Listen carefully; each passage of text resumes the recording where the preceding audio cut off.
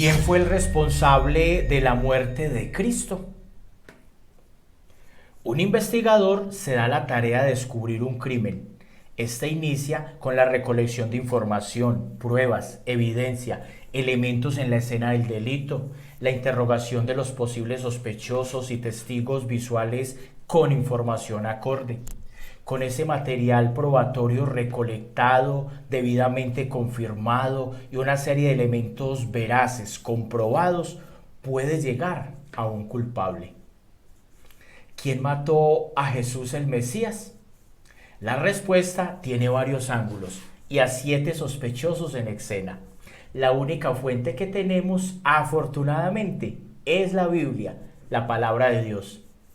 Primero, los sacerdotes y líderes religiosos de su época.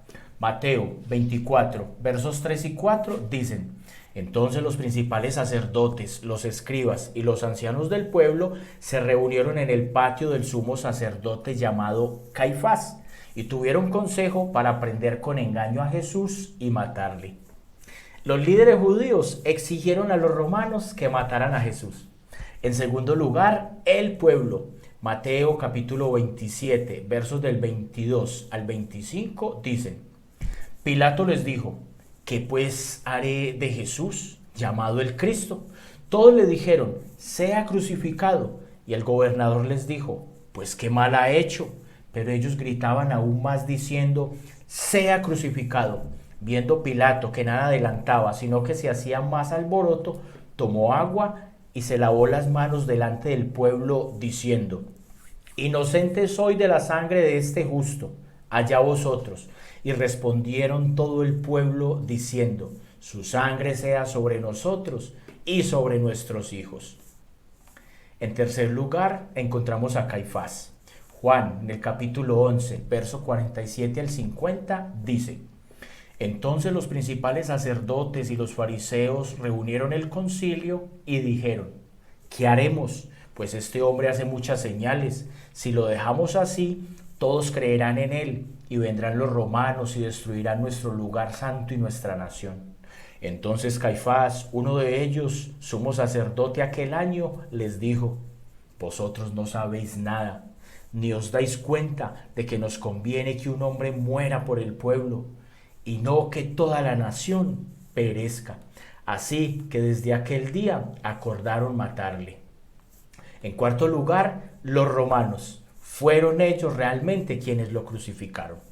Mateo capítulo 27, versos del 27 al 37 dicen: Entonces los soldados del gobernador llevaron a Jesús al pretorio y reunieron alrededor de él toda la compañía, y desnudándole le echaron encima un manto de escarlata y pusieron sobre su cabeza una corona tejida de espinas y una caña en su mano derecha, e hincando la rodilla delante de él le escarnecían diciendo: salve, rey de los judíos.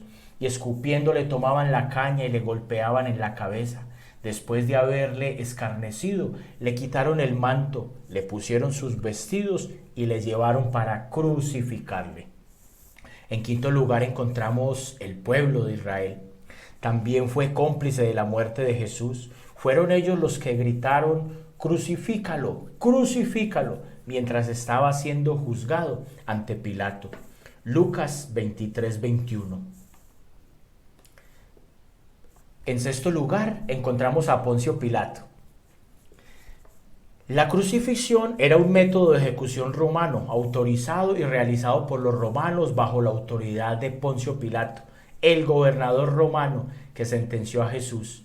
Los soldados romanos pusieron los clavos en sus manos y pies, las tropas romanas erigieron la cruz y un soldado romano le atravesó el costado por orden de Poncio Pilato. En séptimo y último lugar, de manera inesperada, encontramos a Dios.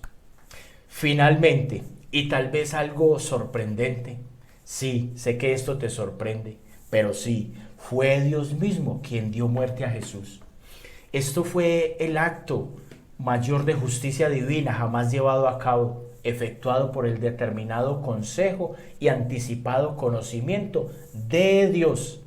Traigamos al apóstol Pedro a la silla de interrogación y preguntémosle lo que él dijo.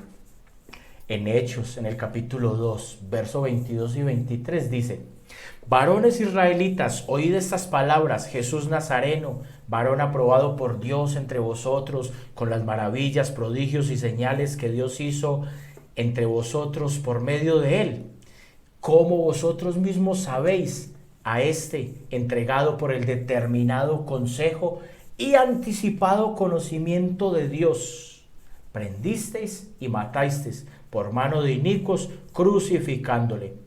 Y con un propósito supremo, la muerte de Jesús en la cruz aseguró la salvación de incontables millones de personas y proporcionó la única manera en que Dios podía perdonar el pecado sin comprometer su santidad y perfecta justicia.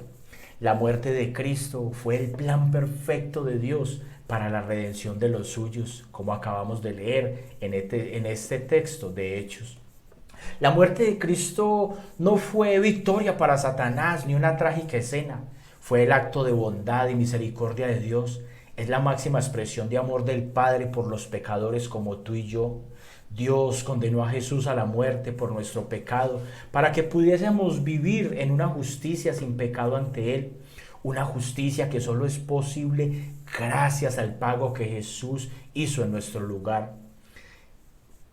El apóstol Pablo en 2 de Corintios 5:21 lo declaró así: al que no conoció pecado, por nosotros lo hizo pecado, para que nosotros fuésemos hechos justicia de Dios en él. En conclusión de este caso, el mundo entero desde Adán hasta hoy están perdidos en delitos y pecados. Han hecho muchos intentos por pagar o saldar esa deuda ante la justicia de Dios para poder ser libres de la condena que merecemos, pero nada ha podido satisfacer la justicia de Dios, excepto Cristo Jesús, el Cordero de Dios que quita el pecado del mundo. Pero estos anteriores que mencionamos solo son los medios y los instrumentos que Dios usó para matar a Jesús. Cristo murió fue por tu culpa y la mía. Él fue crucificado por nuestras deudas y pecados. Es decir, que murió en acto voluntario por ti para que tuvieses vida. El autor intelectual de su muerte fue Dios. Él ya lo había planeado antes que los sacerdotes de su época. Y todo esto por amor de Dios y de Cristo, por sus elegidos.